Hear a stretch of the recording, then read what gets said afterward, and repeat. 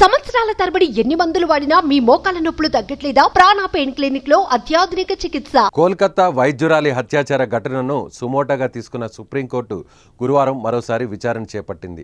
హత్యాచార ఘటనకు సంబంధించిన ఇప్పటిదాకా జరిగిన దర్యాప్తు స్టేటస్ను సిబిఐ సుప్రీంకోర్టుకు సమర్పించింది. మరోవైపు ఘటనపై పశ్చిమ బెంగాల్ పోలీసులు కూడా సుప్రీంకోర్టుకు నివేదిక సమర్పించారు. ఈ సందర్భంగా పశ్చిమ బెంగాల్ సర్కారుపై సుప్రీం తీవ్ర ఆగ్రహం వ్యక్తం చేసింది. ఈ ఘటనలో బెంగాల్ ప్రభుత్వం అనుసరించిన తీరుపై తీవ్ర అసంతృప్తి వ్యక్తం చేసింది. అసహజ మరణమని ఉదయం 10:10 నమోదు చేసి ఘటనా స్థలాన్ని భద్రపరచడం, ఆధీనంలోకి తీసుకోకపోవడం వంటి చర్యలు రాత్రిపూట ఎందుకు జరిగాయని ప్రశ్నించారు.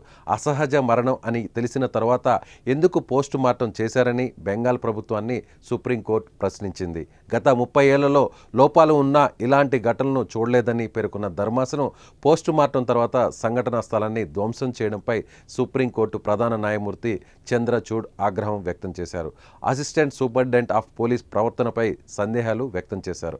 అసహజ మరణం కేసు ఎప్పుడు నమోదైందనే విషయాన్ని కోర్టుకు ఇంకా సమాధానం రాలేదన్నారు. మరో రోజు ఈ విషయాన్ని తీసుకుంటామని, బాధ్యతాయుతమైన పోలీసు అధికారి తదుపరి విచారణకు హాజరు కావాలని సుప్రీంకోర్టు ఆదేశించింది.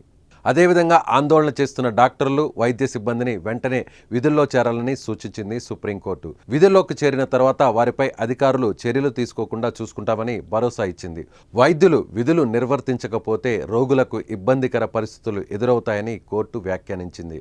వైద్యుల ఆందోళనతో రోగులు నష్టపోకూడదని పేర్కొంది.